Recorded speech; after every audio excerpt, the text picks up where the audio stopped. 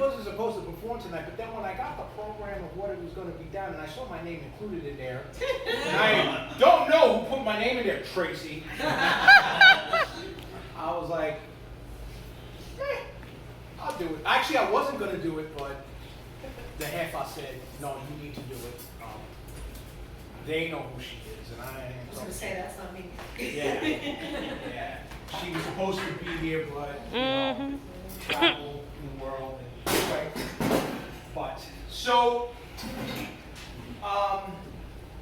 in 10 days is going to be an anniversary for me. I had a lot of anniversaries in my life, and but this one particular anniversary is my anniversary of being alive.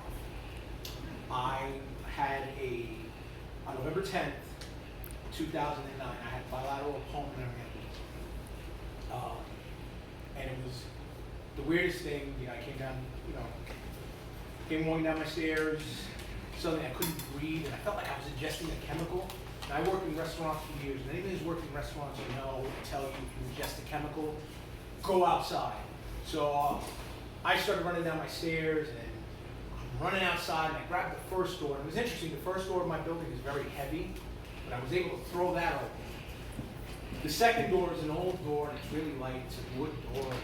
But as I grabbed it open, I just remember my feet started sliding, the door felt extremely heavy, and then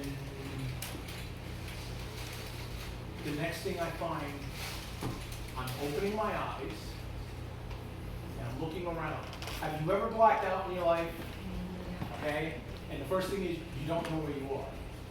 So when I open my eyes, I have the woman who was dry cleaners next door to me on top of me, like, wake up, senor, wake up. And one of the guys from the neighborhood, Yash, he's like, Marvin, you okay? What's going on? And my super, God rest his soul, he said, they was like, Marvin, wake up. And I'm like, so I opened my eyes, and the first thing I said to myself, what are all these motherfuckers doing around my bed? So I'm like, huh? And then as they're helping me up, and I'm sitting up, and I turn around and said, hey, who the fuck put the mailboxes in my room? Oh, I passed out, didn't I? Okay. So I'm just like, well, I must have just felt faint about something, and I was like, but they were go take an ambulance. Take an ambulance, Marvin, you need to take an ambulance. I'm like, Took an ambulance, got to Bellevue, not because I'm crazy. And that's when they assessed the situation. The doctor came in and he said, you had a bilateral pulmonary embolism. And my sister's standing with me, and I'm like, okay, cool, can I go home? My sister's crying now, and she was like, she slapped me on the back of my head because older sisters could do that. And I'm the youngest, so, of four. Got my ass kicked a lot. So, needless to say, I'm like, what? And then the doctor explained to me, you literally were 10 minutes away from no longer existing. And those words rung into my head. And I remember I had to actually stay in the hospital for a month. They put me on a heparin drip, which is a blood thinner. And so for the rest of my life, I take Coumadin. So I've had lots of complications. Also, for those that have known me for a long time, and since I want to say since like 1998, I was morbidly obese, and at that time I was actually at my peak of 488 pounds. So I had a lot of conditions going on, and it turns out I have a condition called protein S deficiency, which is protein S is your anticoagulant in your blood, and I lack that, so my blood clots up very easily. So moving forward to, I had part of my condition was I would wake up at night and I would have to pee about 3, 4, 5, 6, 7 times. And for those that know my apartment, I live in a tenement apartment where my bathtub is in the kitchen and my bathroom is in the hallway, the toilet. So it's really a pain in the ass to get up and go pee and lay down, and an hour later get up and go pee and lay down, so Powerade and Gatorade bottles are good because the whole size is like and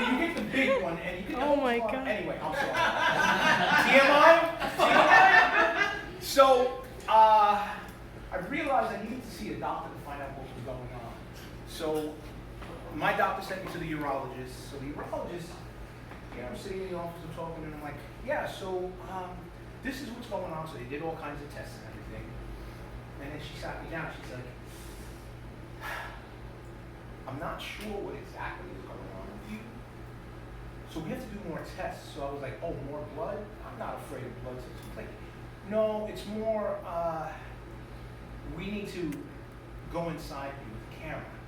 So I'm like, okay, and I'm going to go throat. No, not through the throat. And I'm just like, really? I'm like, I know at 50 I'm going to have to do that, which, oh God, that's like 9 months away. I just hope the doctor gives me flowers. But, I was like, oh no. And then she says to me, no, not through there. So I'm like, where else can you possibly be going? Oh, hell no! The procedure is called a cystoscopy. So on April 3rd, 2011, at 6 a.m., crack of dawn, I gotta go to get this procedure done. So the first thing is I walk in, and they say, okay, go in this room, take off all your clothes, and we're going to give you a gown to wear. Now, in the past, when I've been told to go into a room, take off all your clothes, I'm like, how much do I got to pay for the hat? So I go in. So the orderly comes over and she says, here's the gown. So she comes with the gown. And she says, here. So I grab it and I'm like, okay. So I said, you're looking at this, right? She's like, yeah. There's a nice cotton gown. And I'm like, you understand, I'm going to be like Tommy Boy doing fat guy in a little coat. This thing's not even going to fit on my arms. You got to get the bigger one. So she's like, oh, okay. So she comes back. Now I want to know, this is called fatism. Because why is it that your skinny people get the cotton ones, and we get these ones that are like the dentist smock? Yes! I'm like, this ain't right. So I'm walking around going, what the hell? Right? So she takes me, she's like, follow me to the room, and I'm like, okay, and I'm walking like this, and so she said, oh, so have a seat on the table, okay? I'm bare ass. The seat is stainless steel. The room is freezing. I'm looking at it and I'm like, and I got my oversized culito. So I'm like, and of course it's cold in there. Listen, I'm not John Holmes, but I think I'm all right. A cold room and a steel chair, and she was like a turtle. It was like Michelangelo was hiding. So I sit down. Now the interesting thing is, they have stirrups. So I'm a dude, all right? Every guy in here knows that they're gonna put their feet up on the stirrups just for the heck of it and to catch the breeze. The fellas need the breeze, and so I'm like, so the nurse is like, what are you doing? Stop playing around. And I'm like, all right. So she's like, relax, I need to put this tube. And I was like, well, tube where? And she's like, no, it's on the edge. It's Novocaine to numb it, so the opening. So I'm like, all right. So she puts this tube, and now she's got this cold liquid that is dripping in, and it's like, and I was like, this is kind of invasive, but it feels kind of nice, all right? I'm sitting there and getting this done. I'm like, So then the doctor comes in. She introduces herself, and she's like, okay, I'm gonna have to stick this camera, and she's pulling this cord, and I'm like, she's gonna stick it in there, and I'm like, oh shit, okay. So there's a TV screen, right? I'm looking for the remote because I want to watch ESPN Sports Center, but it's not for that, obviously. So she takes this camera, and all of a sudden she turns it on, the screen comes on, and I'm like seeing like these black and white images. Okay. So then she goes, okay, we're sticking it in, right? So she's sticking it in, right? And she starts, right? Now, my brother is a nurse, and when I talked to him about this, you know, my brother's very practical and he's, very serious, because he was a major in the Air Force and a nurse for 33 years. And he's like, oh, don't worry about it. It's a very normal procedure. You're just going to feel a lot of pressure. That's it. There's going to be no pain. So I hear my brother, and I'm like, how do I hear my brother? Well, I got something going in my Johnson. So she starts thinking, but then all of a sudden I'm like, fucking A, he's right. I don't want to feel like it's pressure. Okay, it's going in nice and easy. And then all of a sudden it's like, I feel like the pressure, like, and I'm like, what the? And then the doctor was like, oh. So I'm like, oh, what? And she looks, she turns to the nurse, she says, nurse, you know what you have to do, right? And so the nurse goes, yeah, I got it. So now, the Novocaine is coming from an IV, okay, and it's dripping. And she's, doing a little adjustment, and she's like, she said, you know what? She takes the bag, and she squeezes it. And the rush! And sorry. Have you ever had to pee so bad that it burns? Yes. Multiply that by 10 times. If any of you, I've never had any kind of a venereal disease, but from what I hear, gonorrhea is like something that feels like your penis is going to explode. Well, that's what that felt like. So I don't ever want to have gonorrhea. So Trojan, I've invested a lot. So I'm standing there, I'm like, oh my God. So now she's putting it in the camera, and I got tears coming down my eyes. Like, oh. So now I'm looking on the screen, and it's funny because it's like you see this camera going in, and you see like this dark hole and white on the side, and I'm like, wow, and it's like going really fast, and all of a sudden I'm like hearing the music to Doctor Who. Wow. And I'm like, oh my God, that was my favorite show in the 80s. Dr. Tom Baker was my guy. Anyway, yeah, that was pretty geeky, folks. Go ahead. I'm like, oh my God, yeah. So they're like, oh, so now the doctor kind of like turns into Jacques Cousteau. Because it's like, she starts going like, we are now into the bladder area.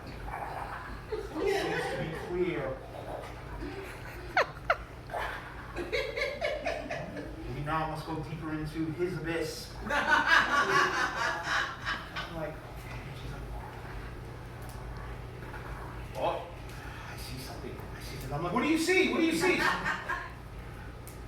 see that wall. So I'm looking, and there's like this white wall. And I'm like, and I'm like, is that coral reef? And she's like, no, that's your prostate. And it's swollen. And I'm like, oh. And she's like, it's pushing on your bladder. So now I know why I'm peeing so much. So she's like, so we're going to give you some medication. I'm like, okay. So now she's no longer Dr. Cousteau.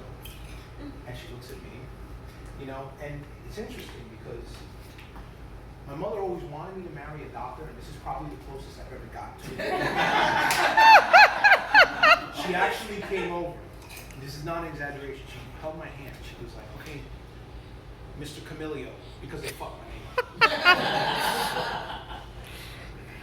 She was like, the next thing that I'm going to do is I'm going to take the camera out of you. It's just really quick, 1, 2, 3. So I'm like, it's over. I'm happy. I'm sitting there, and so the doctor, she comes over. Oh shit! And she pushes a button, and that shit was like, whap! It's like a damn lawnmower, and I'm like,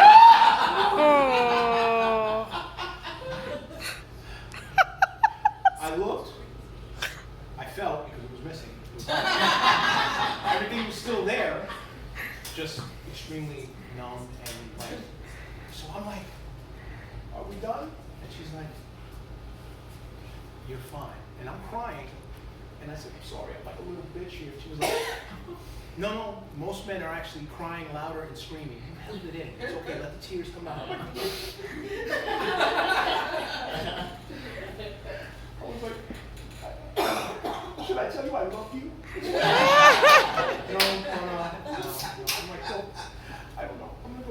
I guess I'm gonna get depressed. She was like, yeah. And then she grabbed a rubber glove. She goes like this. But I'll see you in 5 years. Whoosh. Oh!